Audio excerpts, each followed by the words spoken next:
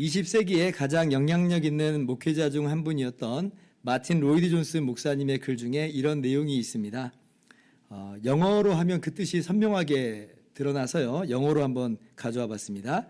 God is father to the Christian. He is not father to anybody else. 영어를 잘 못하는데 해봤습니다. 한글로 좀 번역을 해본다면 하나님은 그리스도인의 아버지이십니다.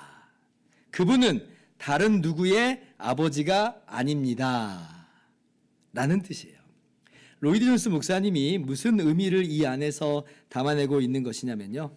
원래 우리 인간들은 타락 이후에 하나님의 자녀가 전혀 아니었다라고 하는 것을 말하고자 하는 것입니다. 일반 사람들은요, 그냥 쉽게 생각하기를 하나님은 원래부터 우리 아버지시고 우리는 원래부터 하나님의 자녀인 거 아닌가라고 생각들을 합니다. 하나님이 우리를 창조하셨다며 그러면 하나님은 원래부터 아버지이신 것이고 우리 인간들은 원래부터 하나님의 자녀인 거지. 이분들이 무슨 말을 하고 싶은 거냐면요. 아니, 한 번 자녀면 계속 자녀인 것이고 하나님께서 우리를 사랑하시는 것은 당연한 것이고 우리는 사랑받아야 마땅한 것이다. 왜냐하면 하나님이 아버지이시니까 아버지와 자식 관계는 그런 거 아니냐라고 이야기를 하고 싶은 겁니다. 그러나 우리가 성경을 자세히 들여다보면요. 성경은 전혀 그렇게 말씀하고 있지 않습니다. 물론 하나님께서 온 우주 만물을 창조하실 때 우리 인간을 창조하셨고 그것도 하나님의 형상을 따라 창조하신 것은 분명한 사실입니다. 창조주와 피조물이라고 하는 관계는 명백한 거예요. 그러나 단순히 피조물이라고 하는 이유만으로 자녀라고 한다면 그러면 이 세상에 하나님의 자녀가 아닌 것은 하나도 없죠. 왜냐하면 다 하나님이 지으신 거니까. 그러면 다 하나님의 자녀라는 이야기가 돼버리잖아요. 그런데 성경이 정말 그렇게 말하느냐 하는 겁니다. 아니죠. 이 우주 만물은 하나님의 피조물일 뿐이지 피조물이라고 하지 하나님의 자녀라 이렇게 말하지는 않아요. 목사님, 그래도 우리 인간은 특별히 하나님의 형상을 따라 창조하셨으니까 다른 피조물과는 좀 다르게 하나님의 자녀라고 불릴 수 있는 것 아닌가요? 예, 그러한 측면에서 우리 인간에게 아들의 지위가 부여되었다라고 할 수는 있겠습니다. 하나님께서 같은 피조물이라고 해도 인간은 보다 특별하게 대우하신 것은 분명하다는 거예요. 그러나 그럴지라도 이것이 생득적으로 원래 자녀로 난 것이라고 할 수는 없어요. 다만 하나님께서 그렇게 구별하여 대우하여 주시는 것이다 라는 것이에요. 왜냐하면 어디까지나 피조물은 피조물인 것이지 이게 생득적인 자녀는 아니잖아요. 예를 들면 강아지 보고 아이고 이뻐라 내 새끼 할 수는 있지만 그러나 진짜 내 배에서 난 진짜 내 새끼는 아닌 것과도 같이 피조물로서 자녀라 할지라도 그것은 생득적인 것이 아니라 부여된 것이다 라고 하는 거예요. 그래서 오히려 성경을 보면 하나님의 형상을 따라 지음을 받았지만 그러나 하나님을 따르지 않고 범죄하고 타락한 우리 인간을 두고서 하나님의 자녀라고 말하기보다는 오히려 하나님의 자녀가 아니라 라고 분명하게 말씀하세요. 요한복음 8장 38절 이하를 보면 예수님께서 유대인들에게 이렇게 말씀하시는 내용이 나옵니다. 나는 내 아버지에게서 본 것을 말하고 너희는 너희 아비에게서 들은 것을 행하느니라. 그러니까 유대인들이요 발끈해가지고 우리 아버지는 곧 하나님이시다 이렇게 발끈하고 나서요. 그러니까 예수님께서 그 유대인들에게 뭐라고 말씀하세요? 42절 이하를 보면 예수께서 이르시되 하나님이 너희 아버지였으면 너희가 나를 사랑하였으리니 이는 내가 하나님께로부터 나와서 왔음이라. 44절 같이요. 너희는 너희 아비 마귀에게서 났으니 너희 아비의 욕심대로 너희도 행하고자 하느니라. 자, 범죄하여 타락한 인류에게 그랬거나 어쨌거나 너희 아버지는 여전히 하나님이셔 이렇게 말씀하세요? 그렇지 않죠. 너희 아버지는 마귀다 말씀하세요. 하나님의 형상을 따라 지음받은 것으로 혹 아들의 지위가 부여되었다 할지라도 이미 하나님을 배반하고 떠난 것으로 그 부여된 아들의 지위는 그 자체로 박탈된 겁니다. 왜냐하면 하나님의 형상됨이 전혀 엿보이지 않아요. 그래서 범죄하여 하나님의 형상이 부패해버린 우리 인간은요, 원래부터 하나님의 자녀이긴커녕 본질상 하나님의 진노의 대상이 되어버린 것이에요. 에베소서 2장 2절부터 3절까지는 이 진리를 명백하게 선언하여 주시죠. 말씀 보시면 그때에 너희는 그 가운데서 행하여 이 세상 풍조를 따르고 공중의 권세 잡은 자를 따랐으니 곧 지금 불순종의 아들들 가운데서 역사하는 영이라. 3절 같이요. 전에는 우리도 다 그 가운데서 우리 육체의 욕심을 따라 지내며 육체와 마음에 원하는 것을 하여 다른 이들과 같이 본질상 진노의 자녀이었더니. 자, 본질상 진노의 자녀이었더니. 이 새 번역에서는요, 조금 더 이해하기 쉽게 이렇게 번역을 했습니다. 날 때부터 진노의 자식이었습니다. 라고 번역을 했어요. 우리가 원래 하나님의 자녀인데, 근데 지금은 잠깐 진노 중에 있는 거야. 라고 하는 뜻이 아니라는 거예요. 본질상, 날 때부터 하나님의 진노를 마땅한 자로 이제 자리매김하게 됐다. 그렇게 태어나게 됐다. 그렇게 존재하게 됐다. 라고 하는 거예요. 여러분, 이것이 바로 오늘 말씀을 해석하는 키포인트입니다. 우리는 원래부터 하나님의 자녀여서 해버리면요, 오늘 본문 말씀을 우리가 하나도 바르게 이해하지 못하게 되는 거예요. 왜냐하면 우리는 원래부터 하나님의 자녀였는데 이게 뭔 소리야? 하고 어리둥절하게 그런 반응이 나오게 돼버린다는 거죠. 여러분, 그렇지 않습니다. 우리는 하나님의 자녀가 아니고 본질상 진노의 자녀, 마귀의 자식이었어 라고 하는 것으로부터 출발해야 돼요. 그래야지 오늘 본문 말씀이 명확하게 이해가 되고 이 말씀이 얼마나 은혜가 되는지 깨달아지는 거예요. 갈라디아서 3장 26절도 보세요. 우리가 원래부터 하나님의 자녀였다라고 하면 왜 이런 말씀을 하시겠어요? 너희가 다 믿음으로 말미암아 그리스도 예수 안에서 하나님의 아들들이 되었으니.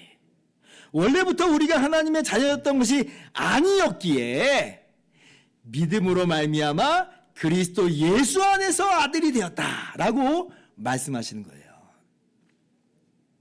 그래서요, 우리는 원래 하나님의 자녀가 아니었고 우리는 본질상 진노의 자녀였다. 여기서 출발하는 겁니다.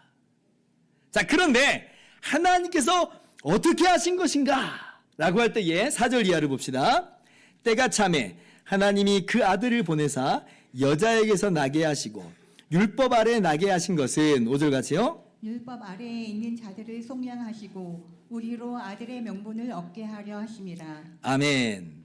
우리로 아들의 명분을 얻게 하려 하심이라. 아들의 명분이라고 하는 이 단어는 조금 더 명확하게 번역을 하면 양자됨이에요. 양자됨. 그러니까 아들이 아닌 사람을 입양하여 아들 삼는다는 것이고요. 그렇게 아들 삼는 것으로 상속자가 되게 한다라고 하는 말이 바로 이 양자됨, 아들의 명분이라고 하는 이 단어입니다. 하나님께서 어떻게 하셨나? 하나님께서요, 자녀가 아닌 우리를 하나님의 자녀 삼으시기로, 우리를 입양하시기로 결심하신 거예요. 하나님께서 당연히 그렇게 하셔야 하는 거지 아니라고요. 여기서 하나님께 당연한 것이 어디 있어요? 우리는 원래 자녀인 것이 아니라 본질상 진노의 자녀라니까요. 그래서 하나님께 당연한 게 아니에요. 당연하지 않은데 하나님께서 우리를 자녀 삼으실 이유가 전혀 없는 것인데, 우리는 사랑받을 만한 자격이나 조건이 전혀 없는 존재들인데, 아니 자격이기는커녕 도리어 죄와 연약함으로 똘똘 뭉쳐져 있고 그렇게 얼룩져 있는데, 그런데 하나님께서 그러한 우리를 자녀 삼기로 작정하셨다. 여러분, 이게 얼마나 놀라운 일인지 몰라요. 언젠가 저희 합신의 정창균 교수님께서 시 한 자락을 지어서 학교 잡지에 올리신 적이 있는데요. 그 시 한 토막이 이렇습니다. 나는 네가 나를 아버지라 부르는 것이 부끄럽지 않다. 내게 그리 불리는 게 나는 자랑스럽다. 하나님께서 마치 이제 교수님에게 그렇게 말씀하시는 것 같다는 그런 마음으로 그 시를 쓴 것입니다. 그 글을 읽는데 제 마음이 얼마나 찡했는지 몰라요. 아마 여기에는 제 개인사가 있어서 더 감동이 되었을지도 모르겠습니다. 제가 여러분들에게 몇 번 전에도 말씀드린 것처럼 저는 6개월 신생아 때 저희 아버지께서 갑자기 병환으로 소천하셨습니다. 그러니까 어렸을 때 아버지의 부재 속에서 자랐고 죽음이라고 하는 걸 잘 이해하지 못할 어린 시절에 아마 5살 정도로 기억을 하는데 저희 어머니께서 지나가는 말로 뭐라고 하셨었냐면 아빠는 멀리 떠났어. 그 말은 다시 오실 것이라는 그런 말을 살짝 내비친 거 아니겠어요? 네. 그래서 어린 나이지만 제가 그래도 죽음이라고 하는 걸 아예 모르는 건 아니었던 것 같은데 근데 이제 괜히 서러운 일을 겪으면 그 밤에 애들이 좀 서러운 일을 겪을 때가 있잖아요. 그러면 그 밤에 이렇게 항상 상상을 했었던 것 같습니다. 우리 아빠 꼭 오실 거야.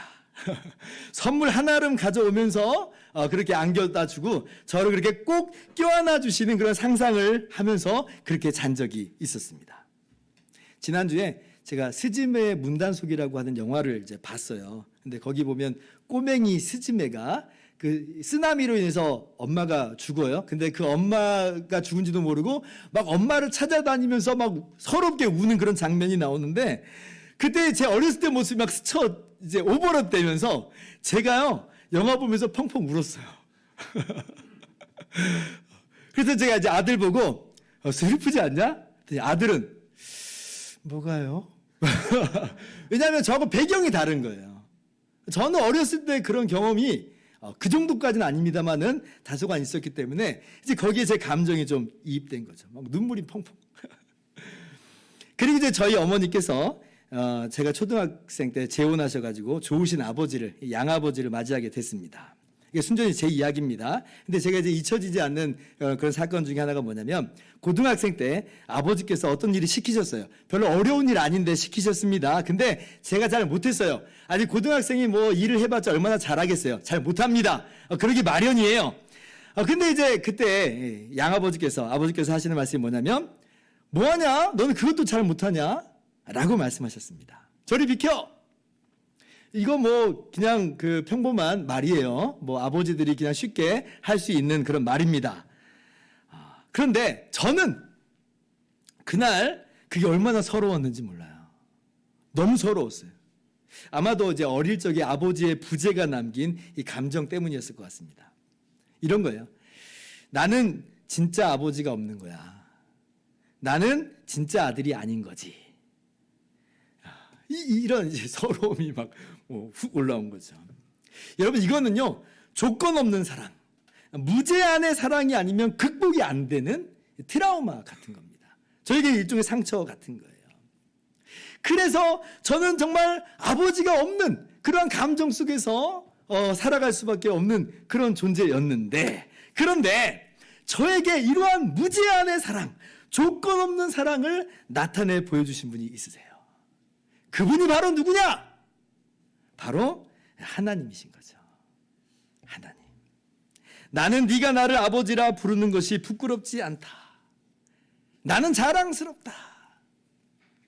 하나님께서 이리저리 따지고 재봐서 저를 자녀 삼으신다 이렇게 말씀하시는 게 아니고 하나님께서 죄 많고 허물투성이고 연약하고 무능하기까지 한 저를 기꺼이 자녀 삼아주신다라고 말씀하신 것이고 저의 아버지가 되기를 부끄러워하지 않으신다는 거예요. 찡. 그래서 제가 얼마나 그 글이 감동이 됐는지 몰라요. 여러분 이것이 비단 저만의 이야기는 아닐 것입니다. 하나님께서 자격 없는 우리를 아무 자격 없는 우리를 하나님의 자녀 삼아 주셨어요. 자녀가 아닌데 본질상 진노의 대상인데 우리를 자녀 삼아 주셨어요. 그리고 자녀 삼으시고 우리에게 새하늘과 새 땅을 상속시켜 주십니다. 이 기가 막힌 은혜와 사랑을 예수님을 믿는 저와 여러분에게 거저 주심을 여러분 믿으시기 바랍니다. 이게 우리가 받은 은혜예요. 자, 그러면 하나님께서 어떠한 방법으로 그렇게 우리를 양자 삼으셨는지를 오늘 말씀을 더 살펴보도록 합시다. 다시 4절을 보면 하나님께서 우리를 양자 삼으시기 위해서 하나님의 아들 예수님을 이 땅에 보내셨다라고 말씀해 주세요. 4절, 때가 참에 하나님이 그 아들을 보내사 여자에게서 나게 하시고 율법 아래 나게 하신 것은. 여러분, 우리 사회에서도 입양을 하기 위해서는 일단의 절차를 밟아야 합니다. 그냥 이제부터 너는 내 자녀야 라고 말한다고 해서 그렇게 그냥 자녀가 되는 게 아닌 것이죠. 우리 사회도 그러할진데 하물며 우리가 하나님의 자녀가 되기 위해선, 하나님께서 우리를 자녀 삼으시기 위해선 반드시 해결되고 처리되어야 되는 그런 것이 있어요. 그게 뭐냐면 바로 우리의 죄 문제입니다. 이게 해결되지 않으면 우리가 하나님의 자녀가 될 수가 없는 것이에요. 여러분, 하나님께서 범죄하는 그 영혼은 죽으리라 말씀하셨어요. 선악을 알게 하는 나무 열매를 먹으면 정령 죽으리라 말씀하셨어요. 그렇기에 범죄한 우리 모두는 반드시 하나님 앞에서 죄값을 치르고 죽어야만 합니다. 하나님께서 이 말씀을 그냥 없었던 것처럼 그냥 물리실 수는 없어요. 물리실 수 없는 이유는 하나님은 사람이 아니시기 때문에, 하나님은 거짓말하지 않으신 분이고 하나님은 빈말하지 않는 분이기 때문에 그렇습니다. 사람은 실수와 허물이 많아서 자기가 말을 하더라도 다시 주워 담을 수 있지만 하나님은 완전하세요. 하나님은 의로우세요. 그래서 하나님은 그런 일이 전혀 없으시는 거예요. 근데 문제는 뭐예요? 정말 그 말씀대로 그대로 따르자면 우리는 죄인인데 심판받아 멸망할 수밖에 없는 것이죠. 하나님의 말씀인 율법이 우리를 어떻게 드러낸다고 그랬어요? 죄인으로 드러낸다. 사단도 그 선한 율법을 가지고 우리를 죄인이라고 잠수하고 고소한다 그랬어요. 그래서 우리는 사실 하나님의 자녀 되는 길이 막혀 있습니다. 우리는 죄인일 뿐이에요. 진노의 대상일 뿐이에요. 의로우신 하나님께서 그냥 우리를 자녀로 받아주시지 않으신다는 것이에요. 그럴 수가 없어요. 하나님 의로우시니까. 그런데 어떠한 일을 하나님께서 행하셨냐면 하나님이 친히 우리의 죄 문제를 해결하셨다는 거예요. 어떻게? 하나님의 아들이신 예수님을 우리와 똑같은 사람으로 이 땅에 보내심으로. 그리고 예수님께서 우리를 대신해서 십자가에서 죽으심으로 우리의 모든 죄값을 다 치르심으로 그렇게 우리를 하나님의 자녀로, 자녀 아닌 자를 자녀로 삼아주신 것입니다. 여기서 여자에게서 나게 하셨다는 말은요, 예수님께서 우리와 하나도 다를 바 없는 정말 우리와 똑같은 사람으로 오셨다는 말입니다. 우리를 대신하시려면 바로 우리가 되셔야 되는 거예요. 그래서 지극히 높으신 하나님의 아들 하나님이 사람이 되어 오셨어요. 우리가 요즘에 성탄의 기간을 지금 보내고 있는데 성탄의 기간에서 우리가 기억하고 기념하고 찬양하는 바가 뭐예요? 하나님의 아들 예수님께서 이 땅에 오셨어요. 어디까지 낮추셨는가? 우리를 위해서 말구 위에 누이시기까지. 그렇게 낮고 낮은 모습으로 우리와 똑같은 사람으로 오셨다. 이것이 성탄절의 메시지잖아요. 우리가 그것을 기억하고 기념하면서 하나님께 감사하고 찬양하는 것이죠. 얼마나 기가 막힌 일이에요. 하나님의 아들이 이렇게까지 하실 일이 있는가? 하나님께서 이렇게까지 하실 필요가 있는가? 없는데 우리가 자녀가 아니었다니까요.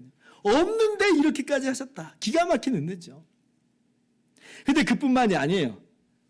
율법 아래 나게 하셨다. 그렇죠. 율법 아래 나게 하셨다. 율법 아래 나게 하셨다는 말은요, 우리와 똑같은 사람이 되어 오셨다는 말의 반복이면서 더 구체적으로 율법에 따라 심판받고 저주받아 마땅한 우리의 그런 위치 아래 나게 하셨다는 말이에요. 우리의 위치로 나게 하셨다는 말입니다. 오해하지 말 것은 예수님께서 죄를 가지고 태어나셨다는 말은 아닙니다. 성경에서는 분명히 예수님은 죄가 없으시니라 분명히 선언하여 주세요.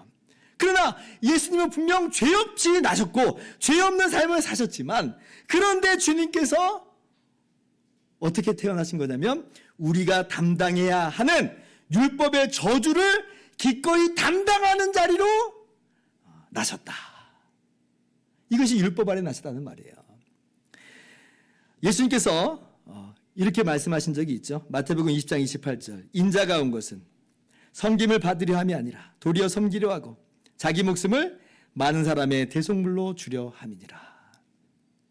많은 사람이 자기 죄로 말미암아 심판받고 멸망해야 되는데, 그런데 예수님이 대속물이 되기 위해서 오셨다는 거예요. 율법 아래 나게 하셨다는 말이죠. 예수님께서 자기 목숨을 죄 있는 우리의 대속물로 주기 위해서 이 땅에 오신 것입니다. 이것이 율법 아래 나셨다는 그 의미의 가장 큰 내용 중에 하나며, 갈라디아서 3장 13절에서도 우리가 이미 읽어본 바가 있습니다. 한번 같이 읽어볼까요? 시작. 그리스도께서 우리를 위하여 저주를 받은 바 되사 율법의 저주에서 우리를 속량하셨으니 기록된 바 나무에 달린 자마다 저주 아래에 있는 자라 하였음이라. 아멘. 그리스도께서 우리를 위하여 저주를 받은 바 되사. 우리는 율법 아래에 있는 자들입니다. 율법의 판결대로 심판과 저주를 받아 마땅한 죄인들이에요. 그런데 예수님께서 바로 그 자리로 대신 들어오신 것이에요. 그리고 우리를 위해서 십자가에서 대신 죽으심으로 우리가 받아 마땅한 모든 심판과 모든 저주를 다 받으셨어요. 그래서 우리는 예수님 때문에 거저 죄값을 다 치른 자로 간주가 되는 것이고, 그렇게 심판과 저주에서 풀려나 자유를 얻게 된 거예요. 해방되었죠. 이것이 오늘 갈라디아서 4장 4절 5절의 말씀의 의미입니다. 율법 아래 나게 하신 것은 율법 아래 있는 자들을 속량하기 위함이다. 율법 아래 나게 하신 것은 우리로 아들의 명분을 얻게 하려 하심이다. 여기 속량이라고 하는 단어는 죄값이 다 지불됐다는 말이에요. 그래서 죄값이 다 지불되었으므로 이제 우리로 하여금 양자가 될 수 있게 하셨다, 이 말씀이에요. 정말 얼마나 놀라운 은혜예요. 하나님의 아들이 이 땅에 오실 이유는 무엇이며, 거기다가 하나님의 아들이 우리를 위해서 대신 그 십자가에 달리셔야 되는 그 이유는 무엇인가? 아무것도 없는데, 그럴 필요가 없는데, 그럴 이유가 없는데, 근데 그렇게 하신 거예요. 이것이 우리가 받은 놀라운 은혜와 사랑입니다. 하나님께서 무한하신 사랑으로 사랑하신 거죠. 하늘을 두루마리 삼고 바다를 먹물 삼아도 다 기록할 수 없겠네 하였어요. 왜 그런가? 무한하신 하나님의 사랑을 주셨기 때문에 그래요. 하나님은 무한하신 하나님인데 하나님이 친히 우리를 위해서 당신을 아낌없이 다 내어놓으셨어요. 그러니 이 사랑을 어떻게 우리가 측량할 수 있으며 어떻게 우리가 기록할 수 있는 것인가? 여러분, 우리는 무한한 하나님의 사랑을 받았음을 여러분 기억하시기 바랍니다. 그 사랑을 받음으로 자녀가 된 것이고, 그렇기 때문에 우리는 참된 기쁨과 자유를 그 안에서 누리는 것이에요. 젊은 기독교인들은 좀 잘 알고 있는 교회 친구 다 모여라고 하는 우리나라 최대 온라인 기독교 커뮤니티의 대표인 황해찬 씨의 이 간증 고백입니다. 이분이 이런 글을 남겼습니다. 20살, 21살 자기를 가장 싫어하는 사람은 다름 아니라 자기 자신이었답니다. 가장 사랑하기도 하지만 가장 싫어했다. 예배하고 기도할 때는 하나님을 사랑한다고 눈물로 고백도 하지만 끊을래야 끊을 수 없는 이 자신의 죄와 이 죄책감으로 늘 고통받고 자신의 죄와 죄책감으로 늘 애워싸임을 당하는 그러한 이제 삶을 살았대요. 낮에는 웃지만 밤에는 울고, 누가 나를 좋아할지 싫어할지 예민하게 바라보면서 전전긍긍했던 시절이었다. 그런데 한 책을 통해서 로마서 8장 1절 말씀이 어느 날 크게 다가왔대요. 이런 어떤 말씀인지 아시죠? 로마서 8장 1절. 그러므로 이제 그리스도 예수 안에 있는 자에게는 결코 정죄함이 없나니. 그날 밤에 이 말씀이 얼마나 자신에게 강렬하게 다가왔는지 감격해하면서 밤새도록 하나님과 대화를 나눴대요. 하나님, 정말요? 정말로 나를 정죄하지 않으세요? 정말 나의 모든 죄, 나의 과거의 죄, 나의 지금의 죄, 나의 모든 미래의 죄까지도 다 아시고 죽으셨나요? 진짜 그 정도로 나를 사랑하세요? 정말 그 은혜를 누리기만 하면 되는 거예요? 그렇게 밤새도록 하나님께 질문을 하고 하나님은 밤새도록 대답을 하시는데 yes, yes, yes. 실제 하나님이 그렇게 음성을 들려주셨다는 게 아니라 로마서 8장 1절을 보면 결코 정죄함이 없다고 했으니까 이 말씀이 질문할 때마다 예스로 다가오는 거예요. 그래. 이게 정말 너무나 은혜가 되고 감격이 되었다. 그래서 이분이 하는 말이 이거예요. 예수님은 진정 나의 모든 죄를 알고 내가 어떤 놈인지 뿌리째 아시면서 다 책임지고 죽임을 당하셨다. 그렇게 율법의 정죄에서 나를 해방하여 주셨다. 그래서 율법의 정죄에서 하나님의 은혜로 모든 관점이 바뀐 그날 모든 게 다 바뀌었대요. 우울은 사라지고 꿈만 남았답니다. 더 이상 사람들의 관심과 이 인정을 받기 위해서 조바심 내지 않고 사랑받기 위해서 내가 쓸모없는 사람이 아니라고 하는 것을 증명하기 위해서 아둥바둥하지 않게 됐대요. 사람에게뿐 아니라 하나님 앞에서도 마찬가지입니다. 하나님 앞에서 나를 어떻게든 증명해내려고 애쓴 삶이 아니라 거저 받아들여진 존재가 되는 것을 깨달은 것으로 참된 기쁨과 평안과 자유를 얻게 되었다는 것이죠. 하나님의 사랑이 확증됐기 때문에 그래요. 아들을 주시기까지 우리 사랑하신 하나님의 사랑이 확증되었기 때문에 결코 내가 그리스도 예수 안에서 이제 정죄함이 없어졌구나 깨달음으로 말미암아 참된 자유를 얻게 됐다라고 하는 거예요. 그리고 그때부터 기독교 사역에 이제 매진하게 됐다라고 하는 이야기였습니다. 사랑하는 성도 여러분, 하나님께서 여러분을 정말로 조건 없이 하나님의 자녀 삼으시기를 기뻐하셨다고 하는 것을 여러분 믿으시기 바랍니다. 자녀가 아닌 자를 자녀 삼기로 결심하셨고 아들을 주시기까지 아들이 되신 십자가에 죽으시기까지 그렇게 우리를 귀엽고 자녀 삼아버리신 거예요. 이 얼마나 큰 은혜인지 모릅니다. 이러한 은혜를 이러한 사랑을 저와 여러분이 조건 없이 받았음을 믿으시기 바랍니다. 예, 그러므로 우리에겐 더 이상 율법의 저주가 없고 정죄함이 없고 오직 하나님의 아들됨, 양자됨이 있을 따름이에요. 6절 말씀, 너희가 아들이므로 하나님이 그 아들의 영을 우리 마음 가운데 보내사 아빠 아버지라 부르게 하셨느니라. 여러분 지금 하나님을 아빠 아버지라고 부르고 계십니까? 하나님을 아빠 아버지라고 부르고 계십니까? 예. 여러분 그게 우리 힘으로 된 게 아니에요. 누가 그렇게 하신 것이냐? 성령께서 우리 안에 그렇게 역사하신 거예요. 그래서 그것이 우리가 하나님의 아들이 되었다, 양자가 되었다라고 하는 명확한 증거가 됩니다. 하나님께서 아들을 보내주신 분이시니 하나님께서 아들의 영인 성령을 보내주신 분이에요. 그렇게 성령으로 말미암아 우리를 예수님과 하나로 묶어 놓으심으로 아들 예수님 안에서 우리로 아들 되게 하신 것이에요.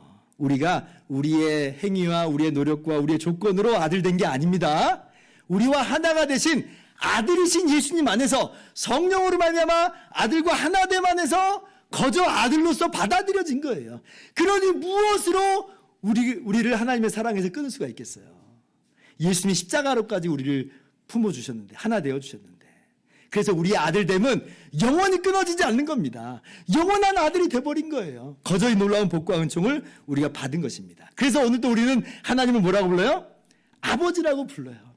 연약하고 부족하고 추악한 모습 그대로 갖고 나왔지만 그럼에도 불구하고 우리가 하나님을 아버지라고 부르는 것은 이러한 놀라운 은혜와 사랑을 받았기 때문에 그래요. 그러므로 오늘도 하나님께서 우리 아버지가 되심을 기억하면서 하나님을 아버지라 부르며 그 은혜를 만끽하면서 나가시기를 바랍니다. 이제 말씀을 마칩니다. 17세기 청교도 목사님이신 토마스 왓슨의 명언입니다. 우리를 입양하신 하나님의 사랑의 놀라운 점은 다음과 같습니다. 우리는 아버지가 필요했지만 하나님은 자녀들이 필요하지 않았습니다. 한번 찬찬히 생각해 보세요. 우리는 아버지가 필요했지만 하나님은 자녀들이 필요하지 않았습니다. 예, 정말 맞아요. 하나님은 자녀가 필요하지 않으십니다. 삼위일체 하나님의 완전한 사랑과 교제가 충만함이 있어요. 그러나 하나님은 필요가 없음에도 불구하고 이유가 없음에도 불구하고 우리의 아버지가 되기를 기뻐하셨고 우리의 아버지가 되어주셨어요. 어떻게? 아들을 보내주심으로, 아들께서 대신 우리를 위해서 십자가에서 죽으심으로, 성령을 보내주심으로 그렇게 예수님과 하나 되게 하셔서 하나님의 아들들이 되게 하여 주셨다. 이것이 하나님의 은혜와 사랑입니다. 우리가 바로 이 은혜와 사랑을 받은 것이에요. 그러므로 이 성탄의 주간을 맞이하면서 하나님의 아들됨을 즐기시기 바랍니다. 하나님의 아들이 그것을 위해서 오셨어요. 그러므로 우리가 하나님의 거저 아들됨을 즐기시면서 하나님을 노래하며 살아가는 복된 이 성탄의 주간, 우리의 평생의 시간 되기를 주님의 이름으로 축원합니다. 우리 함께 찬양하고 기도하는 시간을 가집시다. 힘들고 지쳐 낭망하고 넘어져라고 하는 찬양이에요.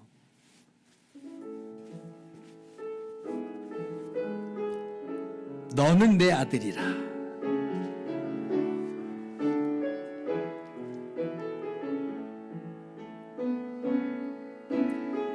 힘들고 지쳐 낭망하고 넘어져 일어날 힘 전혀 없을 때에 조용히 다가와 손 잡아주시며 나에게 말씀하시네. 나에게 실망하며 내 자신 연약해 고통 속에 눈물 흘릴 때에 못자국 난 그 손길 눈물 닦아주시며 나에게 말씀하시네. 너는 내 아들이라. 너는 내 아들이라. 오늘날 내가 너를 놔도다. 너는 내 아들이라. 나의 사랑하는 내 아들이라. 언제나 변함없이 언제나 변함없이 너는 내 아들이라. 나의 십자가 고통 해산의 그 고통으로 내가 너를 낳았으니 너는 내 아들이라. 오늘날 내가 너를 낳도다. 너는 내 아들이라. 나의 사랑하는 내 아들이라.